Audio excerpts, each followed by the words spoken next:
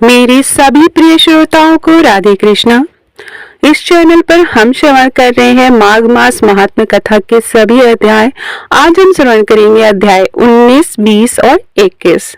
तो प्रेम से बोलेंगे ओम नमो भगवते वासुदेवाय। स्वागत है, मैं भाविनी मिश्रा आप सभी के सुखी, स्वस्थ और मंगलमय जीवन की कामना करती हूँ।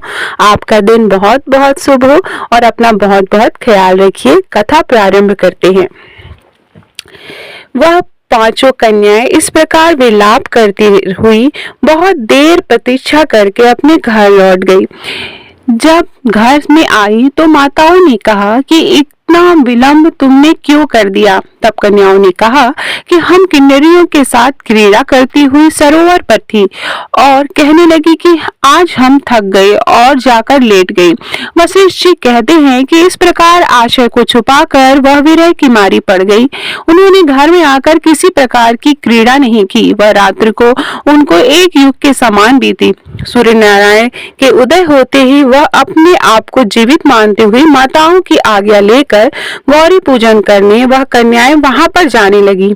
उसी समय ब्राह्मण भी स्नान करने के लिए सरोवर पर आया। उसके आने पर कन्याओं ने वाह वाह किया, जैसे कमलिनी प्रातः काल सूर्योदय को देखकर करती है।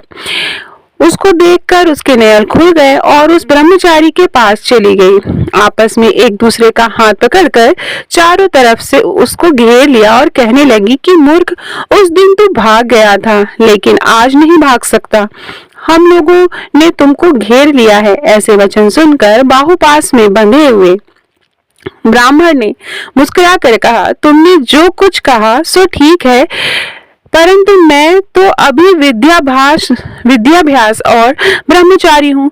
गुरुकुल में मेरा विद्याभ्यास पूरा नहीं हुआ है। पंडित जी को चाहिए कि जिस आश्रम में रहे उसके धर्म का पालन करे। इस आश्रम में मैं विवाह करना धर्म नहीं समझता। अपने व्रत का पालन करके और गुरु की आज्ञा पाकर ही मैं विवाह कर सकता हूँ, उससे पहले नहीं कर सकता। यह सुनकर सब वह कन्याएं इस प्रकार बोली जैसे वैशाख माह में कोयल बोलती है। वह कहने लगी कि धर्म से अर्थ और अर्थ से काम और काम से धर्म के फल का प्रकाश होता है। ऐसा ही पंडित लोग और शास्त्र कहते हैं। हम काम सहित धर्म की अधिकता से आपके पास आई हैं, जो आप पृथ्वी के सब भोगों को भोगिए। उस ब्राह्मण ने कहा कि तुम्हारा वचन सत्य है, किंतु मैं अपने व्रत को समाप्त करके ही विवाह कर सकता हूँ, पहले नहीं कर सकता। तब वे कन्याएं कहने लगी, तुम मूर्ख हो। अनोखी औषधि, ब्रह्म बुद्धि, रसायन सिद्धि, अच्छे कुल की सुंदरी नारियां तथा मंत्र जिस समय प्राप्त हो तभी ग्रहण कर लेना चाहिए। कार्य को टालना अच्छा नहीं होता। केवल भाग्य वाले पुरुष ही प्रेम से पूर्ण अच्छे कुल से उत्पन्न स्वयंवर चाहने वाली कन्याओं को प्राप्त होते हैं। कहाँ हम अनोखी नारियां और कहाँ आप तपस्वी बालक। यह बेमेल का मेल मिलाने में विधाता की चतुराई ही है। इस कारण आप हम लोगों के साथ गंधर्व विवाह कर लें।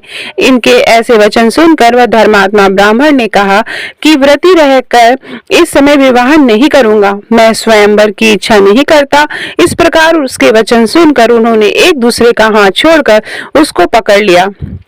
सुशील और सुसरवा ने उसकी भुजाओं को पकड़ लिया। सुतारा ने आलिंगन किया और चंद्रिका ने उसका मुख चूम लिया। परंतु फिर उसने क्रोधित होकर उनको श्राप दिया कि तुम डायन की तरह मुझसे चिपटी हो, इस कारण पिशाचनी हो जाओ।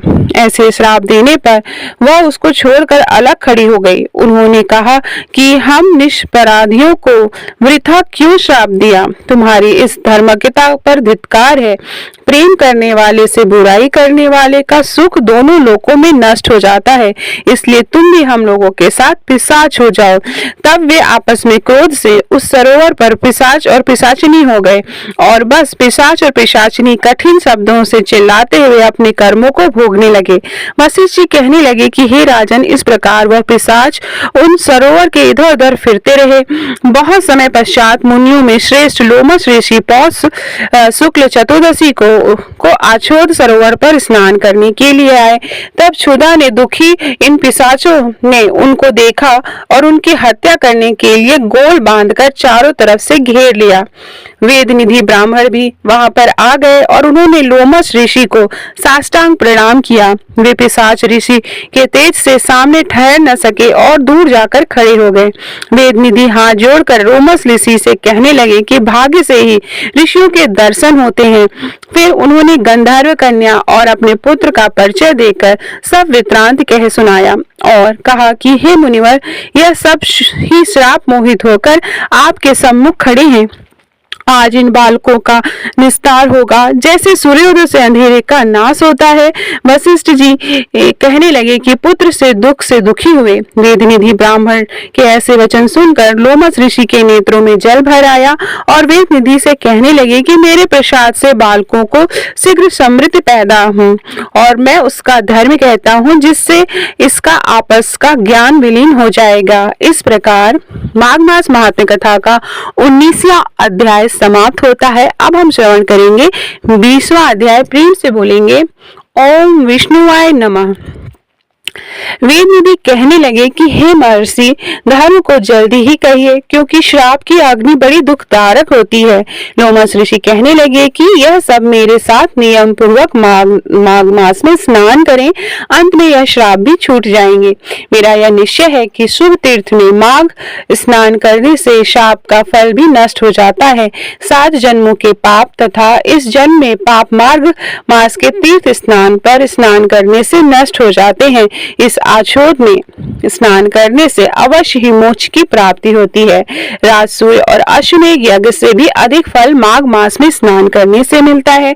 अतः संपूर्ण पापों का सहज में नाश करने वाला माघ मास स्नान क्यों न किया जाए।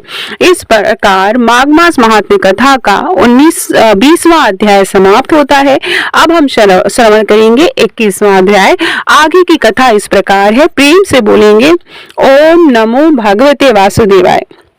लोमस ऋषि कहने लगे कि पूर्व काल में अवंती देश में वीरसेन नाम का एक राजा था।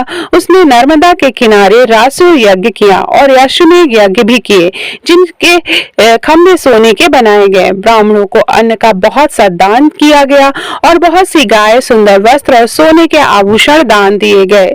भद्रक नाम का एक ब्राह्मण, जो अत्यंत मूर्ख, कुलहीन, कृषि कार्य करने वाला, दुराचारी और तथा अधर्मी था, वह भाई बंधुओं का त्याग करता हुआ इधर उधर घूमता हुआ देव यात्रियों के साथ प्रयाग में आया और माघ में उनके साथ 3 दिन तक स्नान किया। वह 3 दिन में निष्पाप हो गया और फिर वह अपने घर चला गया। वह ब्राह्मण और राजा दोनों एक ही दिन मृत्यु को प्राप्त हुए। मैंने इन दोनों का बराबर इंद्रलोक में देखा है। तेज, रूप, बल, स्त्री, वस्त्र और आभूषण में दोनों समान थे। ऐसा देखकर उनके महात्म्य को क्या कहा जाए। राजसूय यज्ञ करने वाला स्वर्ग का सुख भोग कर फिर भी जन्म लेता है, परंतु संगम में स्नान करने वाला जन्म मरण से रहित हो जाता है। गंगा और यमुना के संगम की हवा से स्पर्श से ही बहुत से दुख नष्ट हो जाते हैं। अधिक क्या ही कहें। और किसी भी तीर्थ में किए गए पाप माघ मास में इस प्रयाग में स्नान करने से नष्ट हो जाते हैं। मैं पिशाच मोचन नामक एक पुराना इतिहास सुनाता हूँ।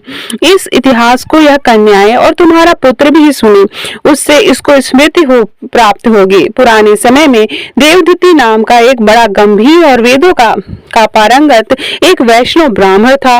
उसने पिशाच को निर्मुक्त किया था। वेदनिधि कहने लगे कि वह कहाँ का रहने वाला है, किसका पुत्र है, किस पिशाच को उसने निर्मुक्त किया है। आप विस्तार से यह सब कथा सुनाइए। लोमस ऋषि ने कहा, किल्पज्ञ से निकली हुई सुंदर सरस्वती के किनारे पर उसका स्थान था। जंगल के बीच में पूर्ण जल वाली सरस्वती बहती थी।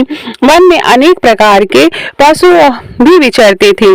उस ब्राह्मण के श्राप के भय से पवन भी बहुत सुंदर चलती थी और वन चैत्र रथ के समान था।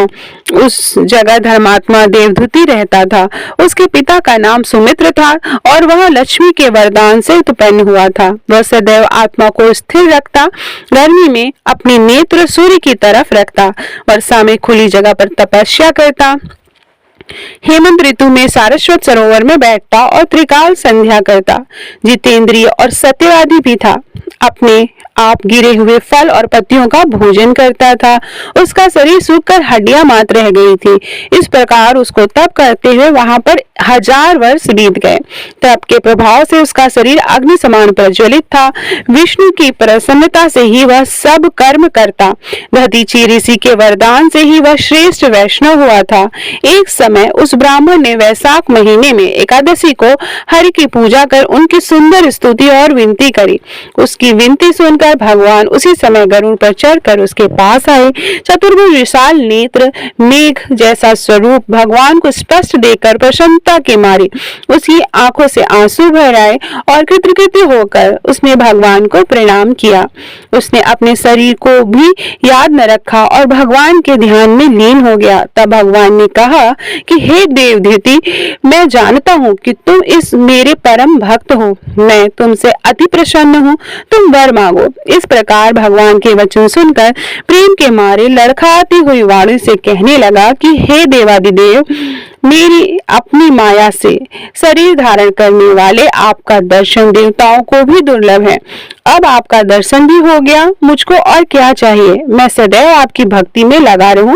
भगवान उसके वचन सुनकर कहने लगे कि ऐसा ही होगा, तुम्हारे तप में कोई बाधा नहीं पड़ेगी। मैं मनुष्य तुम्हारे कहे एक स्रोत को पढ़ेगा, उसकी मुझ में अचल भक्ति होगी।